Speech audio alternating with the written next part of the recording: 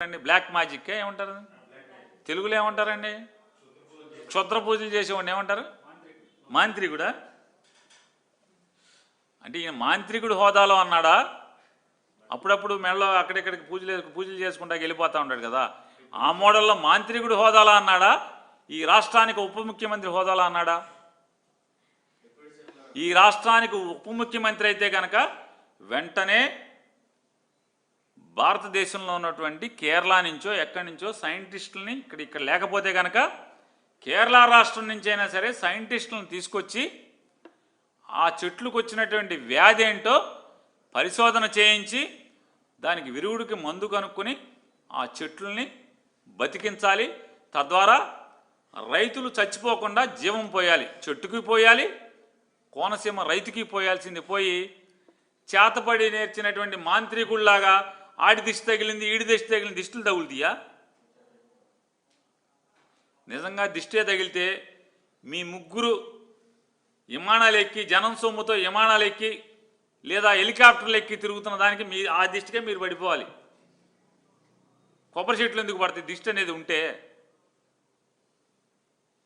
ఇవాళ తెలంగాణ ఆంధ్రాతో పోటీపడి వరి పంట పండిస్తున్నాయి, ఆంధ్రాతో పోటీపడి ఉద్యానవన పంటలు పండిస్తున్నాయి.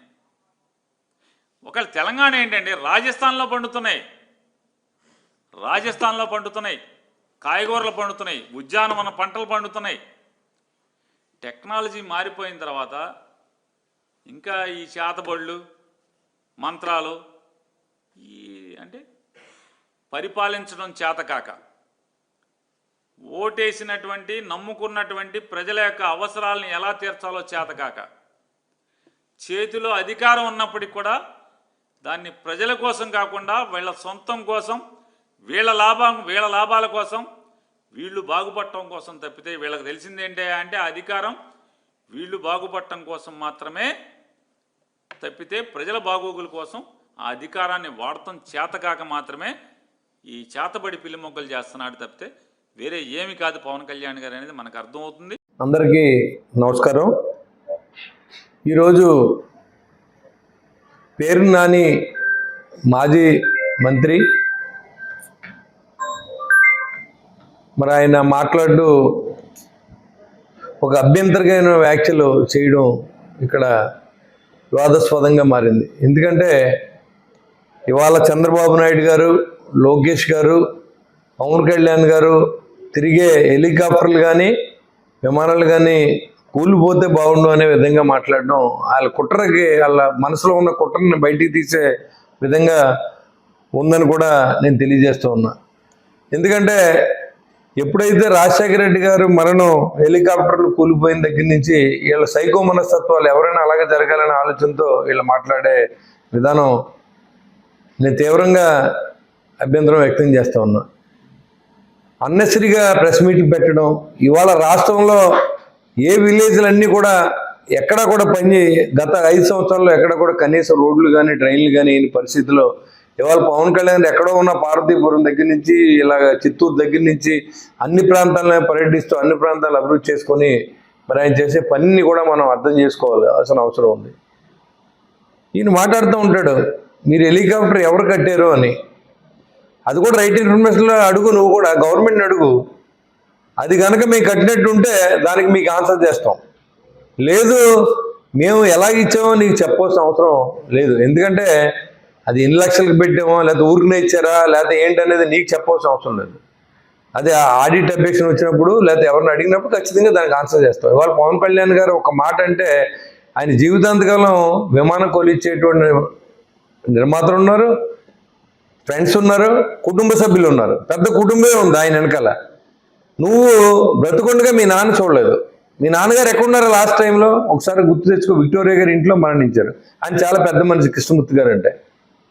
అలాంటి తండ్రి చూడు నువ్వు కూడా ఇవాళ పవన్ కళ్యాణ్ గురించి మాట్లాడడం, పవన్ కళ్యాణ్ గారి గురించి మాట్లాడడం, సింగులర్లో మాట్లాడడం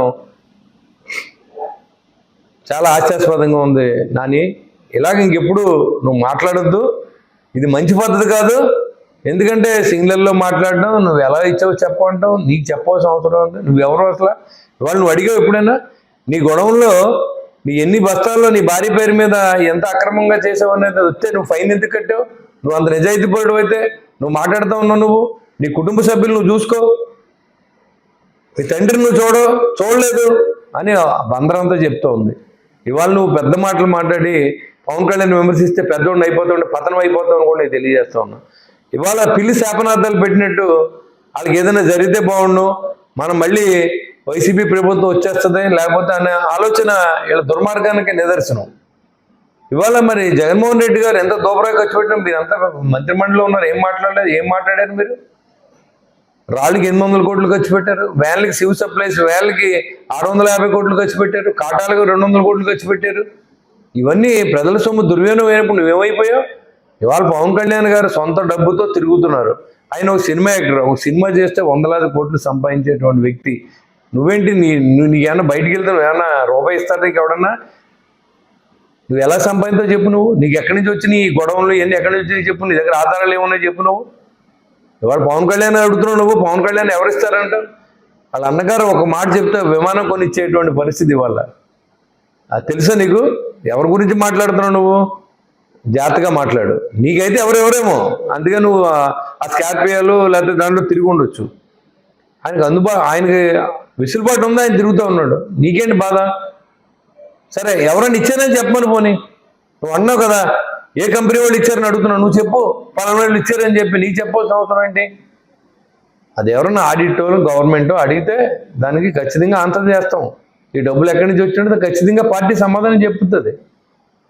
మీ పార్టీలాగా పైచాతాను పొందేటువంటి పైచాచికంగా ఆనందం మీకు ఇలాంటి ఆలోచనలు రావడం, ఎదరోని తిట్టడం, ఆనందించడం, మీ నాయకుడి దగ్గర నుంచి మీ పక్కన ఉన్న కొడాలి నాని దగ్గర నుంచి మీ దగ్గర నుంచి ఇవన్నీ కూడా మీరు మాట్లాడుతూ ఉన్నారు.